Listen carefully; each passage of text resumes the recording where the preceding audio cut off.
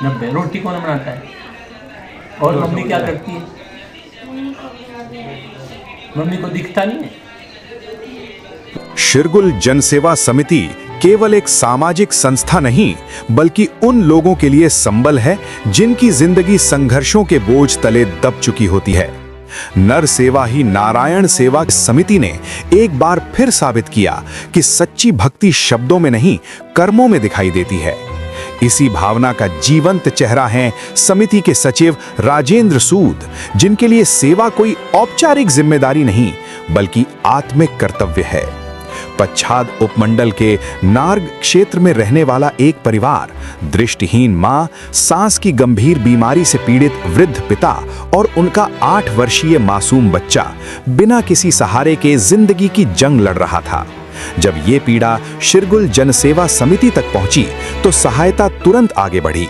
समिति ने 11,000 रुपए की आर्थिक मदद देकर तत्काल राहत दी। लेकिन कहानी यही नहीं रुकी। राजेंद्र सूद ने उस मासूम बच्चे की आंखों में भविष्य की अनकही चिंता देखी और उसकी पूरी शिक्षा का दायित्व अपने कंधों पर लेने का संकल्प किया। ये निर्णय किसी फाइल का हिस्सा नहीं बल्कि दिल से निकला वचन था। शिरगुल जनसेवा समिति और राजेंद्र सूद ने मिलकर यह साबित किया कि जब सेवा सच्ची हो तो टूटते जीवन भी फिर से मुस्कुराने लगते हैं। राजेंद्र सूद, सेक्रेटरी, शिरगुल जनसेवा समिति। आज इस बच्चे को देखा, आजीवन इसकी पढ़ाई का खर्चा, जो इसके जूते कपड़े सब मेरी। आने वाले समय में मैं योगेश जी की ड्यूटी लगाता हूँ कि कभी भी इसका कोई खर्चा आएगा आपने करना, मेरे को बोलना, मैं उसी वक्त आपके अकाउंट में डाल दूँगा। इस बच्चे को जूता चाहिए, कपड़ा चाहिए, कुछ किताबें चाहिए, बैग चाहिए, जो भी हुआ मेरी जिम्मेवारी है। अगर मैं नहीं भी रहूँगा तो मैं अपने परिवार को बोल के जाऊँगा कि वो इसकी जिम्मेवारी है। शिरगुल जनसेवा समिति का नारग में पधारने पर बहुत बहुत आभार प्रकट करता हूं और स्वागत करता हूं। जैसा कि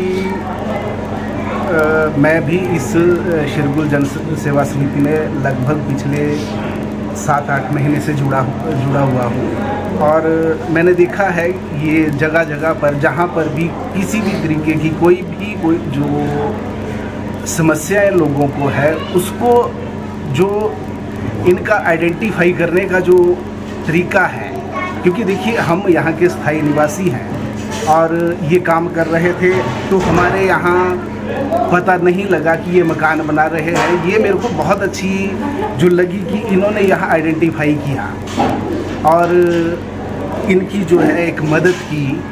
तो इसके लिए मैं शिरगुल जनसेवा समिति का अपने दिल की गहराइयों से आभार व्यक्त करता हूं, अपने नारग क्षेत्र की ओर से भी। और मैं नारग के जितने भी युवा और जो भी इस शिरगुल जनसेवा समिति से जुड़ना चाहते हैं, मेरा उनसे आग्रह है कि आप भी आएँ और इसमें जो पुण्य के भागीदार बने।